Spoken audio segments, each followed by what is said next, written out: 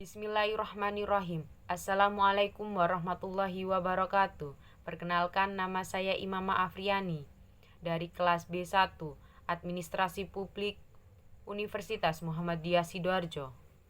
Di sini saya mendapatkan tugas membuat video tentang permasalahan sosial, bagaimana bentuk aksi nyata yang harus kita lakukan menghadapi krisis tersebut.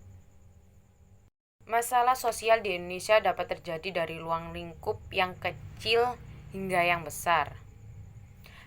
Dari masalah keluarga hingga permasalahan antar suku dan ataupun agama.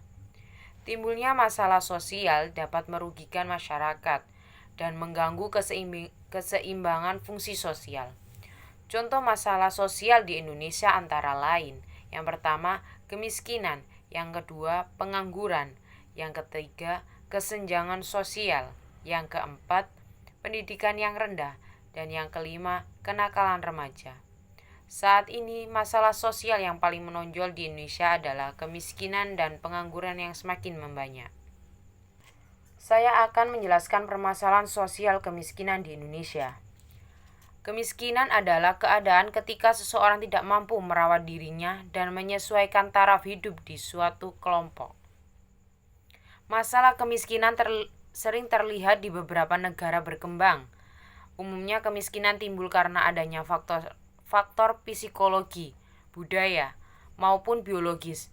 Ciri-ciri masyarakat yang mengalami kemiskinan struktural yaitu tidak adanya mobilitas sosial secara vertikal dan munculnya ketergantungan dengan kelas sosial ekonomi di atasnya.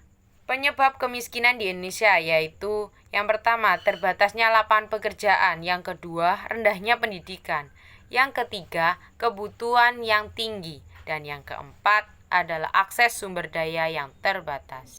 Aksi nyata dalam permasalahan kemiskinan antara lain yang pertama menciptakan kesadaran, yang kedua mengambil tindakan sendiri, yang ketiga melakukan donasi, yang keempat menghilangkan ketimpangan genre, yang kelima meningkatkan akses air bersih, yang keenam adalah mendidik semua orang, yang ketujuh strategi individu, dan yang terakhir adalah strategi kebijakan.